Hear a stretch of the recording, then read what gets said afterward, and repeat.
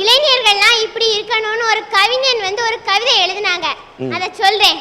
சொல்லு. பிள்ளைகள் வாழ்க்கை பிழையாகாமல், மனையவள் வாழ்க்கை மாண்பு கெடாமல், இல்லை என்றொரு நாள் இல்லாமல், இன்றும் என்றும் ஆசை வராமல், தொற்று நோய்கள் பற்றி விடாமல், முதுமை துயரம் மூண்டு விடாமல், என்றும் 16 இளமை வழங்கு, இப்பணி தொடர அற்புதம் காட்டு. அழகான கவிதையா சொன்னாங்க சார். தாய்மொழியாகிய தமிழ் மொழி உனக்கு கற்றுத்தந்த உன் தாய் தந்தையை மனதார பாராட்டுகிறேன். ஆனா இன்னைக்குள்ள இளைஞர்கள் எப்படி சார் இருக்கிறாங்க? அப்பா சொன்னாரு பையன்ட்ட 100க்கு 90 எடுக்கணும்டா அப்படின்னு. அவனும் உடனே இதோ எடுத்துறப்பா அப்படின்னுட்டு ஏடே அப்பா எடுத்துட்டேன் அப்படிங்கிறான். என்னடா இன்னும் பரிசையே வரலையே, அதுக்குள்ள எப்படிடா மார்க் எடுத்தான்னு கேட்டா அவன் சொல்லுவான், அப்பா உங்க பாக்கெட்ல 100 ரூபாய் வச்சிருந்தீங்க, அதுல இருந்து 90 ரூபாய் எடுத்துட்டேன்பா அப்படிங்கிறான். அதுக்கப்புறம் இன்னும் அந்த இளைஞன் அப்பாட்ட சொல்றான், அப்பா நான் காந்தி மாதிரி வரணும்னு ஆசைப்படுறேன்னு. யான் அப்பா பெருமைப்பட்டு இவ்வளவு நேரம் நம்மகிட்ட ஏட்டிக்கு போட்டியே பேசிட்டு இருந்தான், காந்தி மாதிரி வரணும்னு ஆசைப்படுறானேன்னு சொல்லி அவன்கிட்ட நீ எதுக்காக காந்தி மாதிரி வரணும்னு ஆசைப்படுறேன்னு கேட்டாங்க. அதுக்கு அவன் சொல்லுவான், காந்திக்கு தான் 18 வயசுலயே கல்யாணம் கிடைச்சிச்சுல, எனக்கு 19வது கண்டுக்கிடவே மாட்டாங்கிறா சார். இப்போ வந்து மகாராஷ்டிரா மாநிலத்துல பழங்குடி மக்கள் மாணவர்கள் படிக்கக்கூடிய ஒரு பள்ளியில அந்த பள்ளி மாணவர்கள் யாராவது இறந்தா ஒரு 15 நாள் லீவ் விடுறது வழக்கமா இருந்து சார். கேவலம் ஒரு 15 நாள் லீவுக்காக கூட படிக்கக்கூடிய மாணவர்களையே 3 இளைஞர்கள் சேர்ந்து கொண்டிருக்காங்க சார். இந்த மாடிப்பட்ட இளைஞர்களை நினைக்கும் போது எனக்கு வேதனை கலந்த சிரிப்பு தான் சார் வருது. ஓகே. உலகத்துல ஒவ்வொரு நாட்டுக்கும் ஒரு தேசிய கொடி இருக்கு. ஆனா எந்த நாட்டு தேசிய கொடிக்குமே இல்லாத ஒரு சிறப்பு நம்ம நாட்டு தேசிய கொடிக்கு இருக்கு. என்ன தெரியுமாங்க ஐயா? சொல்லுங்கம்மா. நம்ம கொடியில மேல இருக்கே காவி நிறம், இந்துக்களுக்கும் இந்தியாவுல பங்குண்டுன்னு சொல்லுது. கீழே இருக்கே பச்சை நிறம், இஸ்லாமியர்களுக்கும் இந்தியாவுல பங்குண்டுன்னு சொல்லுது. இடையில இருக்கே வெள்ளை நிறம், கிறிஸ்தவர்களுக்கும் இந்தியாவுல பங்குண்டுன்னு சொல்லுது. நடுவுல இருக்கே சக்கரம், புத்த மதத்துக்கும் இந்தியால பங்குண்டுன்னு சொல்லுது. இப்படி எல்லாருக்குமே இந்தியால பங்குண்டுன்னு உலகத்துக்கே எடுத்து சொல்லிச்சே நம்ம இந்திய சுதந்திரம். அப்படி இருக்கிற சுதந்திரம் இன்னைக்கு எப்படி தெரியுமாயா இருக்கு? அரசியல்வாதிக்கு கட்சி மாற சுதந்திரம், அரசு அதிகாரிக்கு லஞ்சம் வாங்க சுதந்திரம், போலி சாமியாருக்கு ஏச்சு பொழைக்க சுதந்திரம், நடிகருக்கு நடிகை தொப்புள்ள பம்பரம் விடுறதுக்கு சுதந்திரம்.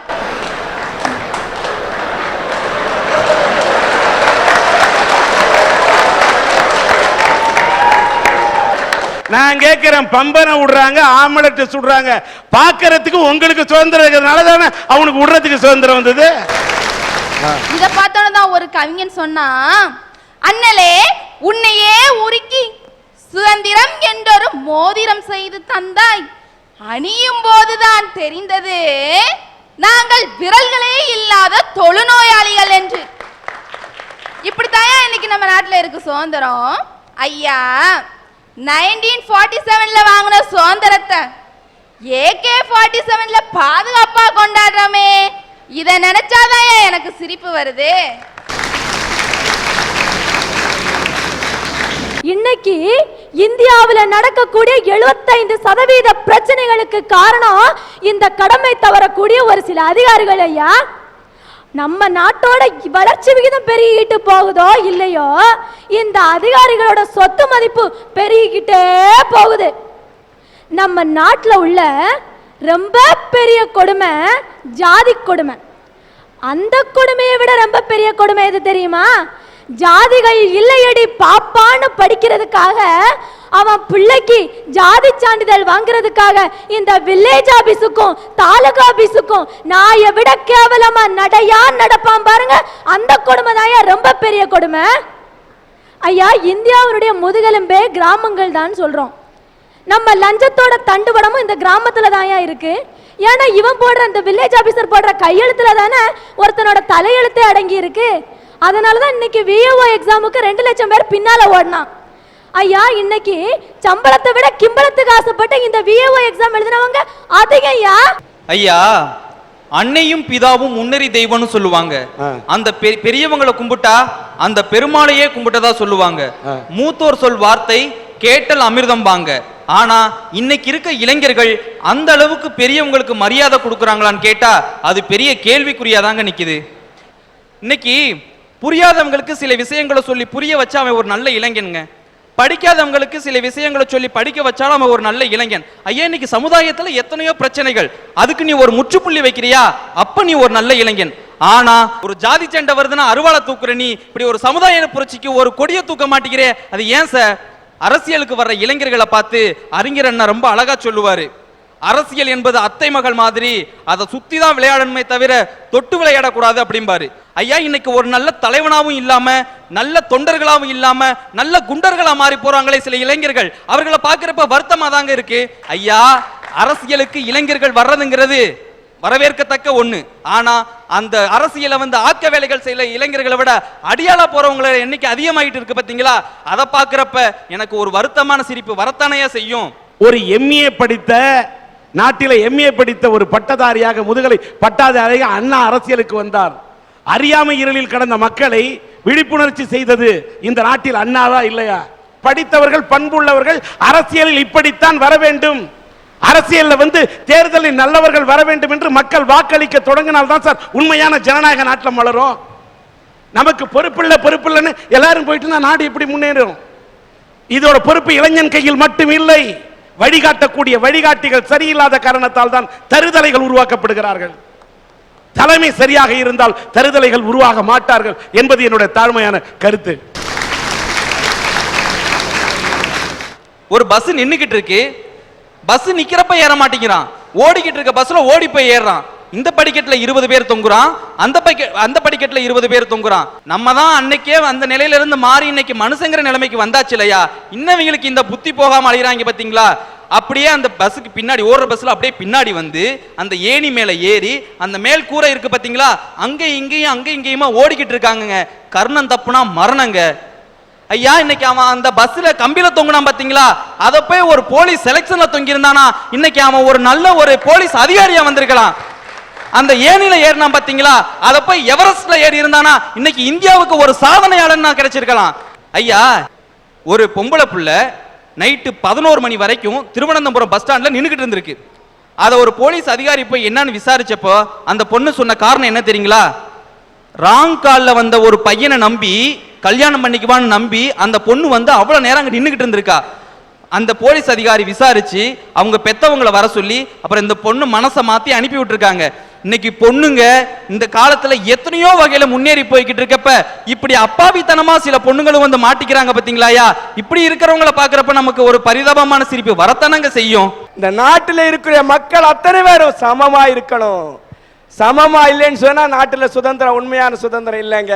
அதைத்தாங்க சொல்லுவாங்க, சீராய் அமைந்த சீப்பின் பல்வோல் பாரோர் எல்லாம் பிறப்பால் சமமே. அனைவரும் பிறப்பால் சமமா இருந்தா இந்த நாட்டில் என்னைக்கு ஒற்றுமை இருக்குங்க. ஒர்லாண்டோ மசாட்டான்னு ஒரு பேர் பாருங்க. 1941 ஒரு மனுஷரு தன்னுடைய காவல்ல இருந்து தப்பிச்சு போறாரு. காபூலுக்கு போறாரு. எப்படி? நடந்தே போறாரு காபூலுக்கு. அங்கிலிருந்து டாஸ்கண்டுக்கு போறாரு, மாஸ்கோவுக்கு போறாரு, பெர்லினுக்கு போறாரு, ஜெர்மனிக்கு போறாரு, ஜப்பானுக்கு போறாரு. அவருக்கு நோக்கம் என்னங்க? இந்திய நாட்டுக்கு சுதந்திரம் வாங்கியே ஆகணும். இதுதான் அவருக்கு நோக்கம். அவரு தன்னுடைய பெயரை கூட ஒர்லாண்டோ மசோட்டா என்று மாற்றிக்கொண்டு போனானே, அவன்தான் நேதாஜி சுபாஷ் சந்திர போஸ். அவன் சுதந்திரம் வாங்கி கொடுத்தது கண்ணாடி கூண்டுக்குள்ள நின்று கொடியேற்றதுக்காங்க. அதுதான் என்னுடைய கேள்வி. ஐயா, செய்திங்கிறதே உள்ளத உள்ளபடி சொல்றதுதான் ஐயா. இன்னைக்கு எத்தனை பத்திரிகைகள் உள்ளத உள்ளபடி சொல்லிட்டு இருக்காங்க. நீங்க கரெக்டா சரி அந்த ஒரு மாச செய்தித்தாளை எடுத்து பாத்தீங்கன்னா 8ஆம் பக்கம் ஒதுக்கியே வச்சிருவான். ஒண்ணுல ஸ்ரீகாந்த் வந்தனா குடும்ப பிரச்சனை, அப்படி இல்லைன்னா பிரசாந்த் கரகலட்சுமி குடும்ப பிரச்சனை. ஐயா, நான் கேட்கிறேன், இன்னைக்கு நம்ம தமிழகத்துல குடும்ப பிரச்சனை இந்த 2 குடும்பத்துல தான் இருக்கா? எத்தனை குடும்பத்துல குடும்ப பிரச்சனை இருக்கு? இந்த கூடி இருக்கவங்களுக்கு தெரியும் எத்தனை குடும்பத்துல குடும்ப பிரச்சனை இருக்கியா? அந்த குடும்ப பிரச்சனை தீர்க்கறதுக்கு வழி என்ன நினைக்க எழுதிருக்கானயா? அந்த பிரச்சனை எல்லாம் எழுதுனா மக்கள் வாங்கி படிப்பாங்களா? அதை நீங்க யோசிச்சீங்களா? ஐயா மக்களை நல்வழிப்படுத்த வேண்டிய பத்திரிகை தவறிடுச்சியா. இன்னைக்கும் ஒரு சில நல்ல பத்திரிகைகள் இருந்துட்டு தான் இருக்கு. சொந்தமா பவுண்டேஷன் கூட ஆரம்பிச்சு மக்களுக்கு நல்லது பண்ற பத்திரிகைகளும் இன்னைக்கும் நம்ம தமிழ்நாட்டுல இருந்துட்டு தான் இருக்கு. சபாஷ். நான் கேக்குறேன், நம்ம நாட்டிலே ஆயுதம் வாங்கினாங்க பாத்தீங்களா, இந்த ஆயுத பேர ஊழல் போவர் சூழல், அத போல இப்ப நடந்தது கேடுகட்ட ஊழல். எது? சவப்பட்டி ஊழல். அந்த சவப்பட்டி ஊழலையும் நம்ம முன்ன கொண்டு வந்தது இந்த பத்திரிகை தானுங்க. ஐயா அவர் சொன்னாரு, சார் சொன்ன மாதிரி இப்போ பாராளுமன்றத்துல கேள்வி கேட்கறதுக்கு லஞ்சம் வாங்கின சில கருப்பு ஆடுகளை தோலிர்த்து காட்டியதும் பத்திரிகைகள் தான் ஐயா. ஆனா அந்த ஆட்கள் திருப்பி அதே தொகுதியில போய் நின்னாம்னா முன்ன விட அமோக வாக்குகள் வித்தியாசத்துல ஜெயிக்க வைக்கிறதுக்கும் இந்த நாட்டில் சில மக்கள் இருக்கத்தான் ஐயா செய்யறான். ஐயா கரெக்டா செய்தித்தாள் எடுத்து பார்த்தோன்னா பரபரப்பா போட்டிருக்கான் ஐயா, பெருசா போட்டிருக்கான்.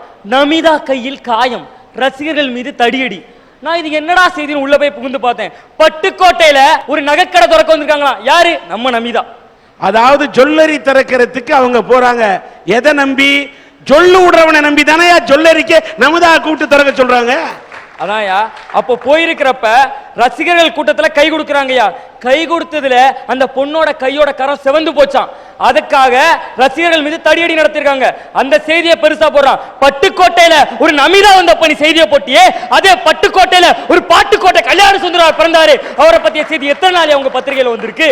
போட்ட பத்திரிகைகளும் இருக்கிறார்கள். அந்த பத்திரிகை நீங்க படிச்சிருக்கீங்களா என்பது என்னோட கேள்வி. எங்க ஊர்ல ட்ரைனேஜ் கட்டுறேன்னு லட்சக்கணக்கில் செலவு பண்ணி ட்ரைனேஜ் கட்டிக்கிட்டே இருக்கான். ஏயா ட்ரைனேஜ் கட்டுற இல்ல, ட்ரைனேஜ் கட்டினா அதுக்கு ஒரு மூடி போடியா. இப்படி மூடி போடாம இருக்கிறதுனால மூடிய போடுறான். ஆனா சில பேர் அந்த மூடிய அட்டை போட்டுறானே, அதை தேடி கொண்டு போய் கடையில போய் வித்துறானே. ஒரு நல்ல அதிகாரினா என்ன பண்ணுவான்? மூடிய தேடிட்டு போனவனை பிடிச்சு ஜெயில போடணும். எத்தனை பேர் ஜெயில போட்டிருக்காங்க? ஏன்னா அதுக்கு பின்னாடியும் ஒரு அதிகாரி இருக்காங்கிறது தான் உண்மை. சார் எங்க பக்கத்து ஊரு புதுக்கடை, பேரு தான் புதுக்கடை, ஆனா அங்க இருக்கிறது ஃபுல்லா சாக்கடை. அந்த சாக்கடையில எதுக்கு பஞ்சம் இல்லையோ, கொசுக்களுக்கு மட்டும் பஞ்சமே இல்லை. அங்க கொசுக்கள் அதிகரிக்கிறதுனால அங்க ஒரு மக்களுக்கு பாதி பேருக்கு யானைக்கால் நோய் இருக்கு. சார் யானைக்கால் நோய்னு நமக்கு சொல்லும்ப தெரியாது சார், அதை அனுபவிக்கிறவனுக்கு தான் அதோட கஷ்டம் புரியும். அவன் பேருந்துல ஏறினானா டிரைவர் ஏத்த மாட்டான், அப்படியே ஏறினா கூட பக்கத்துல ஒருத்தன் உட்கார மாட்டான். அந்த அளவுக்கு கேவலமா நினைக்கிறாங்க அந்த நோயாளிகளை. யாரால வந்துச்சு? ஒரு சாக்கடை போட்டு அதுக்கு ஒரு மூடி போட்டிருந்தா இந்த நிலைமை வந்திருக்குமா? எனக்கு இந்த அதிகாரியை பார்த்து தான் சார் கோபம் வருது. எல்லா அதிகாரிகளையும் குற்றம் சொல்றாங்களே, ஆனா நம்ம மாவட்டம், இந்த கன்னியாகுமரி மாவட்டத்திலேயே இருந்தார் ஒரு கலெக்டர் ககன்தீப் சிங் பேடி. அவங்கள அமெரிக்கால இன்னைக்கு கேத்ரீனா ரீட்டா இந்த புயலெல்லாம் வந்துடலாங்க. அப்போ நிவாரண பணி எப்படி கொடுக்குதுன்னு பயிற்சி கொடுக்கு இந்த பேடியை கூப்பிட்டு போனாங்க. அவர் அதிகாரி இல்லைங்க உங்களுக்கு? அவரெல்லாம் தெரியல உங்களுக்கு? ஐயா அந்த ககன்தீப் சிங் பேடியையும் இப்ப மாட்டலாய் போனாரு சுனில் பாலிபால், இவங்க காலை தொட்டு நான் வணங்குறேயா, தலை வணங்குறேன். நான் சொல்றது எல்லா அதிகாரியும் இல்ல, கடமை தவற சில அதிகாரிகள் மட்டும்தான். ரோட்ல கேபிள் குழி தோன்றாங்கல்ல, அது கேபிள் குழி இல்ல, அப்பாவி மக்களோட உயிரை வாங்குற மரண குழிங்க. ஏன் தெரியுமா? சமீபத்துல என் கூட படிச்ச நண்பன் இறந்து போனான். ஏன் தெரியுமா? அவன் வந்து பைக்ல போய்கிட்டு இருந்தப்போ எதிர்த்தாப்புல ஒரு பஸ் வந்துச்சு. அந்த பஸ்ஸுக்கு சைடு விடுறதுக்காக காலை ஊன்னான். ஆனா பக்கத்துல குழிதான் கிடந்துச்சு. கால் தவறி ரோட்ல விழுந்தான். பின்னாடி வந்த பஸ் அவன் தலையில ஏறி இறங்கிச்சு சார். அவ்வளவு பரிதாபமா இறந்தான். அன்னைக்கு மத்தியானம் எடுத்துட்டு போன என் நண்பனோட உடம்ப அடுத்த நாள் 12 மணி ஆன பிறகு கூட போஸ்ட்மார்ட்டம் பண்ணி கொடுக்கல. என்னோட நண்பர்கள் கெஞ்சாத குறைய கெஞ்சி அந்த உடம்பு போஸ்ட்மார்ட்டம் பண்ணான். எப்படி பண்ணான் தெரியுமா? அத்தனை நண்பர்களோட மத்தியில அவன் உடம்ப போட்டு குத்தி கிழிச்சு போஸ்ட்மார்ட்டம் பண்ணி கொடுத்தான். இவன் பத்த பிள்ளைனா பப்ளிக்கா போட்டு போஸ்ட்மார்ட்டம் பண்ணுவானா? இப்படிப்பட்ட கடமை தவிர அதிகாரிகளை பார்த்தா கோபம் சார் எனக்கு வருது. பேங்க்ல லோன் கொடுக்குறாங்க. நானும் இப்போ BA ஃபைனல் இயர் பண்ணிட்டு இருக்கேன். நான் ஒரு ஏழை மாணவிங்கிறதுனால எனக்கு லோன் கொடுக்க மாட்டேங்க சார்.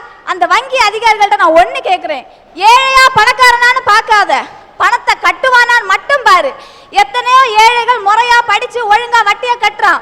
ஆனா எத்தனையோ பணக்காரன் முதலும் கட்டாம வட்டியும் கட்டாம அம்பான்னு விட்டுட்டு போறான் சார். தகுதியை மட்டும் பாரு, பணத்தை பார்க்காத. அருமையான சிந்தனைக்குரிய கேள்வி. இது உண்மையிலே ஒரு விழிப்புணர்ச்சி ஏற்படுத்துற விஷயம். வங்கி அதிகாரிகள் அவன் ஏழையா பணக்காரன் என்பது கணக்கு அல்ல. கட்டக்கூடிய தகுதி அவனுக்கு இருக்குதா, கட்டுறானா இல்லையான்னு பார்க்கணும். அற்புதமானது. ஓகே. அப்புறம் குழந்தையும் தெய்வமும் குணத்தால் ஒன்றுன்னு சொல்லுவாங்க. குழந்தையும் தெய்வமும் ஒண்ணு. இன்னைக்கு பஸ் டிரைவர்ஸையும் கண்டக்டரையும் பொறுத்த வரைக்கும் குழந்தைங்கன்னா கொல்லிக்கட்டை எடுத்து கண்ணில் குத்துற மாதிரி இருக்கு சார். ஏன்னா தமிழக அரசு அந்த குழந்தைங்களுக்கு இலவச பஸ் பாஸ் கொடுத்துருக்கு. இலவச பஸ் பாஸ் கொடுத்துருக்கனால குழந்தைங்க நிக்கிற இடத்துல பஸ் நிறுத்த மாட்டான், 2 மீட்டர் தூரத்துல கொண்டு நிறுத்திக்குவான். சமீபத்துல ஒரு குழந்தை பஸ்ல கொஞ்சம் பிள்ளைங்க வந்து பஸ்ல ஏறினாங்க. இலவச பஸ் பாஸ் கொண்டு வந்தனால அந்த கண்டக்டர் அந்த பிள்ளைங்களை ரொம்ப திட்டினாங்க. ஆனா அதையும் பொருட்படுத்தாம அந்த குழந்தைங்க ஆசையா பஸ்ல ஏறினால ஒரு குழந்தைய பிடிச்சு தள்ளி விட்டாரு. அந்த குழந்தை ரோட்ல விழுந்து மண்டை உடைஞ்சு போச்சு. இவன் பெத்த பிள்ளைனா குழந்தைய நடு ரோட்ல தள்ளி விட்டுருப்பானா? இவனுக்கு வலிக்கும்ல. இப்படிப்பட்ட அதிகாரிகளை பார்க்கும்போது சார் எனக்கு கோபம் வருது. வனத்துறைக்கு இன்னொரு பேருண்டுக்கு கானத்துறை. கானகம்னா காடு. ஆனா இப்ப அந்த கானகத்துறை கானல் துறையா மாறி போச்சு. கானல் துறைனா தெரியுமா? தண்ணி இருக்கிறாப்புல இருக்கும், பக்கத்துல போனா தண்ணியே இருக்காது. இன்னைக்கு எங்க கன்னியாகுமரி மாவட்டத்துல மண்டைக்காடு, விளாங்காடு, கற்காடு, ஈத்தங்காடு, பெரிய காடுன்னு ஊர் பேருக்கு பின்னாடி மட்டும்தான் சார் காடுகள் இருக்கு. உண்மையான காடுகளை எல்லாம் உண்மையிலே அழிச்சிட்டாங்க சார். காடுகள்லாம் அழிச்சிட்டாங்கன்றீங்க.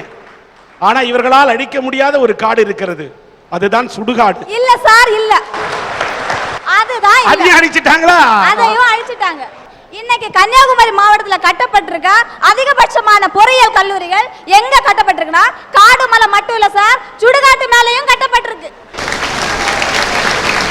ஐயா, காடு இல்ல காடு இல்லைங்கிறாங்களே, இதே அரசாங்கம் தான் வீட்டுக்கு ஒரு மரம் வளர்ப்போம், வீட்டுக்கு ஒரு மரம் வளர்ப்போங்க. எந்த மக்களாவது வீட்டுக்கு ஒரு மரம் வளர்க்கானா ஐயா? வளர்க்குறாங்களே ஐயா, நீங்க பார்க்க மாட்டேங்கிறீங்களே ஐயா. எம்மா, உங்க அண்ணன் தான் சொன்னாரு இந்த ஊர்ல விளாங்காடு மண்டக்காடை தவிர வேற ஒரு காடுமே இல்லைன்னு. வீட்டுக்கு ஒரு மரம் வளர்த்திருந்தேன்னா நீ கன்னியாகுமரி மாவட்டம் செழிப்பா இருந்திருக்கும் சார். வீட்டுக்கு முன்ன மரம் வளர்த்தா அது காடு ஆகாது. காடுக்குன்னு தனி இடம் இருக்கு. நீங்க வீட்டுக்கு முன்ன காடுன்னு சொல்லுவீங்களா? மாட்டீங்கல்ல. காடுனா காடு இருக்க வேண்டிய இடத்துல தான் இருக்கும், வீடுனா வீடு இருக்க வேண்டிய இடத்துல தான் இருக்கும். ரெண்டையும் சம்பந்தப்படுத்தாதுங்க சார். ஒரு நிமிஷம். வீட்டுக்கு ஒரு மரம் வளர்ப்போம் சொல்லி மரங்களை அழிக்காதீங்கிற அறிவிப்பையே இன்னைக்கு அதிகாரிகள் மரப்பலையில தான் சார் எழுதி வைக்கிறான். அதுக்கு ஒரு மரத்தை விட்டு வேண்டியிருக்கின்றீங்களா? ஓகே. நான் வந்து எங்க ஊர்லயும் நியாய விலை கடைன்னு இருக்கு. அது நியாய விலை கடை இல்லைங்க, அநியாய விலை கடை. அங்கேயும் ரேஷன் பொருளை அளந்து விற்கிறான். இந்த மண்ணெண்ணெய் அளவையை நீங்க பாத்தீங்கன்னா நீங்க ஏதாவது மியூசியத்துல தான் கொண்டு வைப்பீங்க. ஏன்னா அந்த மண்ணெண்ணெய் அளவையோட அடிப்பக்கத்தை சுத்தியலால தட்டி வச்சிருப்பான். ஏன்னா அதுல 250 மில்லி குறைஞ்சு போயிடும் அளக்கும்போ. அந்த கழுத்து பக்கம் பாத்தீங்கன்னா 4 ஓட்டை போட்டிருப்பான். 100 மில்லி போயிடும். அப்போ 350 மில்லி போயிடுச்சுன்னா வேற எத்தனை சார் கிடைக்கும்? நாங்க வறுமை கோட்டை கீழே இருக்கிறவங்க எங்களுக்கு 3 லிட்டர் மண்ணெண்ணெய் கிடைக்கும். ஒரு நாள் நான் மண்ணெண்ணெய் வாங்க போனப்போ இந்த பரிதாபமான நிலையை பார்த்து எனக்கு கோபம் வந்துடுச்சு. அந்த ஆளை எடுத்து கேட்டதுக்கு ஏன் இப்படி மண்ணெண்ணெய் ஊத்துற, அநியாயமா இல்லைன்னு கேட்டதுக்கு அவர் சொல்றாரு, ஏமா சின்ன பொண்ணா நடந்துக்கமாங்காரு. சார், பிஇ ஃபைனல் இயர் பண்றேன்னா அவருக்கு சின்ன பொண்ணா தெரிஞ்சுட்டேனா. பக்கத்துல என்ன ஒரு அம்மா சொல்றாங்க, சார் படிச்ச பொண்ணையே இப்படி ஏமாத்துனீங்கன்னா படிக்காத எங்களை எப்படி ஏமாத்துவீங்கன்னு. அதுக்கு அவர் எனக்கு இந்த பட்டம் என்ன தெரியுமா, அது ஒரு பைத்தியம், அது அப்படிதான் சொல்லுங்கிறாரு. ஏன் சார், தவறு செய்து அதை தட்டி கேட்டா அதுக்கு பட்ட பேர் என்னது, பைத்தியமா? இப்படி தவறு செய்து பைத்தியம் இல்ல, இந்த மாதிரி அதிகாரிகளுக்கு நீ தரும் இது அதிர்ச்சி வைத்தியம். சாபாஷ். இப்படிப்பட்ட அதிகாரிகளை பார்க்கும்போது தான் சார் எனக்கு கோபம் வருது. பொது இடத்துல புகைப்பிடிக்காதீங்கன்னு சொல்றாங்க சார். அதே ஒரு சாதாரண மனுஷனா இருந்தா மன்னிச்சு விட்டுருக்கலாம். கடமையை காப்பாற்றுற காவல் அதிகாரியை புகைப்பிடிச்சானா அவனுக்கு என்ன தண்டனை கொடுக்கணும் சார்? அந்த பிடிக்கிறானே சிகரெட்டு, அந்த தீ குச்சியால அவன் வாயில குத்தணும். அப்பதான் சார் அவனுக்கு புத்தி வரும். இப்படிப்பட்ட கடமை தவிர அதிகாரிகளை பார்க்கும்போது எனக்கு கோபம் மட்டும் இல்ல சார், வெறியே வருது. பெண்கள் பொங்கி எழுந்து விட்டால் பூலாந்தேவியாக கூட மாறி விடுவார்கள் என்பதற்கு சார், நான் சாதாரண பெண் இல்ல, பாரதி கண்ட புதுமை பெண். புதுமை பெண் வாழ்க. நீ கொள்ளையடித்த அந்த பூலாந்தேவி என்று நான் சொல்லவில்லை, இந்த நேயர்களின் இதயத்தை கொள்ளையடித்த நல்ல தமிழ் பெண்மணி என்று சொல்லுகிறேன்.